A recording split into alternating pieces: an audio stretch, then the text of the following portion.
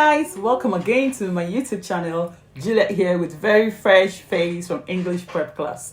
I hope you're doing okay. In today's video, straight to the point, as always, I got it all written down here.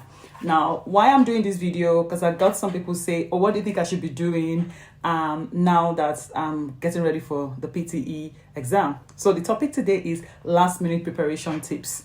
Okay, so the first thing I have here is first of all, I want to say, I guess by this time you should have tried out the official score test. That's from the Pearson. Of course, I know we all have different score tests, but the truth is I would always that's my go-to, the official score test from Pearson.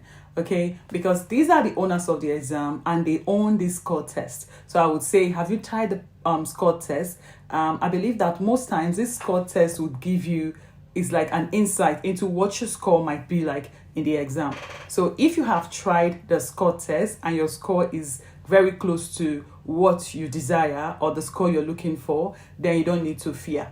But if your scores are still very far away from the score that you desire, what I mean is if the score you get in the mock test or the score practice test from Pearson is still different from the score you're getting, is different from what you want to achieve, then you have a big work to do. So that's why I don't want people to go and book for the exam and then start to practice. I believe you should start to practice first and see how much you can get before you book for the exam. That's what I would always recommend. So when I get calls like, oh, my exam is on Friday or my exam is on Saturday, and I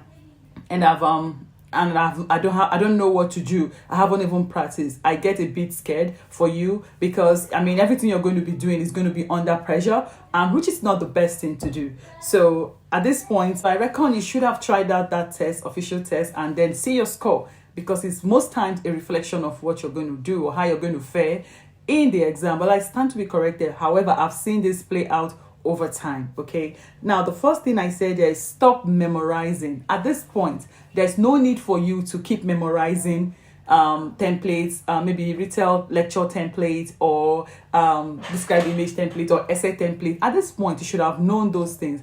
Like I said, with or without a template, you can still pass. The first time I passed PTE, I didn't use a template, okay, ever. The first time ever I was introduced to PTE. You guys know that PTE is not the regular kind of exam we write. People know IELTS more than the PTE. I think PTE then was basically for everything Australia. It wasn't really for Canada and all that. So we knew IELTS, we didn't know PTE. So just imagine me making an attempt for the first time and I didn't have a template. So I mean, if I passed that PTE, getting like all 90s in each module without a template, then I think you can do better than myself. Like for the speaking, all you need to do is keep being fluent in whatever you're speaking. Like in the speaking module, all they need you is to know how to pronounce the words and be fluent. In the writing, you should be able to write well. But aside that, the PTE writing is not what gives you all the scores. If you're looking for 65, the PTE writing won't really add so much points. We've got modules like the listening, the reading. They are the things that will make you get a good score in the PTE writing. So I would say to you, stop memorizing at this point. At this point, you should have internalized these templates and tell yourself, this is how I'm going to speak, or this is what I'm going to do in my exam. You should have been able to try out your hands on different kinds of essays and see how you're faring in those essays. Okay, you should have been able to internalize this templates and tell yourself, this is how I'm going to do my described image, my retail lecture, my write essay, my summarized spoken test, because basically these are the tasks that we use the essay in during the PTE exam.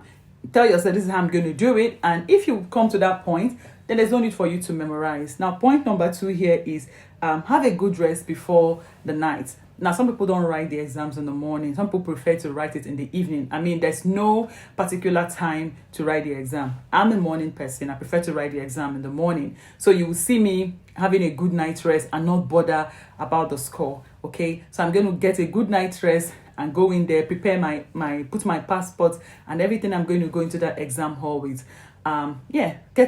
Get enough rest. Then I had a student recently that wrote the exam. He said his exam was in the evening and he was going to drive from work home back to his house, then get ready. And I said, you need to get enough rest, because we did a practical where he had slept well and he attended the class, and where he just came back from work and he attended the class. So he wasn't doing well when he came back from work and just jumped into the class. He did better when he had rested and then we started the class. So these things are important things you need to visualize. Yeah, these are important things you need to consider. You need to get enough rest. You don't have to be fretting. If your exam is in the evening and you need to go to work, try to finish work 2 hours, 3 hours before the time. That way you get enough rest, and try to rest. Don't try to start memorizing again. Try to get enough rest before you go into the exam hall. That exam can be tiring. I know it's now 2 hours, but it can still be tiring because you're not writing just one task. You're going from one task to the other. So there is need for you to get enough rest the night before the exam or hours before the exam. These are very important tips. Last minute preparation you should consider. Don't be in a hurry. Just try to do the things that are necessary. Pack your bag, put your passport together, stay hydrated, very important, so you don't have a dry, patchy voice when you're doing your speaking. Now, the other thing I want to talk about here, the other point is try not to worry.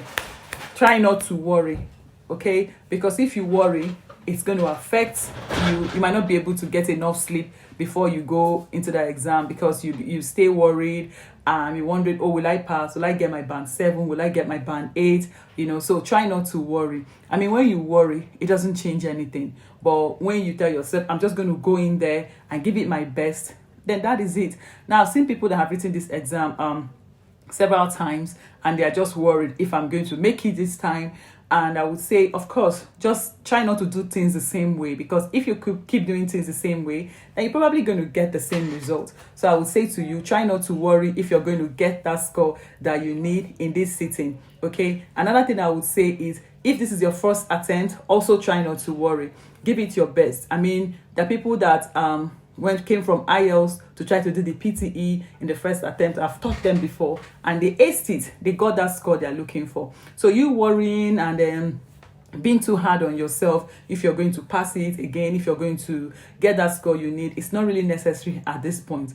This is one of the last minute preparation tips. You should be able to just tell yourself, oh yeah, I'm just going to go there and try it again and give it my best, or this is my first time, I'm just going to try, like Juliet would always say, and see what I can make out of it.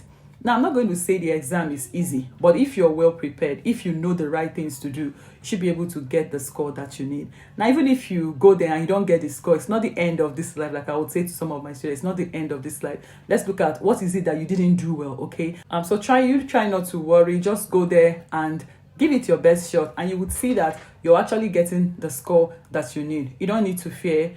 Then another tip I would say here is, make sure you put your exam things in your bag. They're not going to your international passport. Make sure it hasn't expired.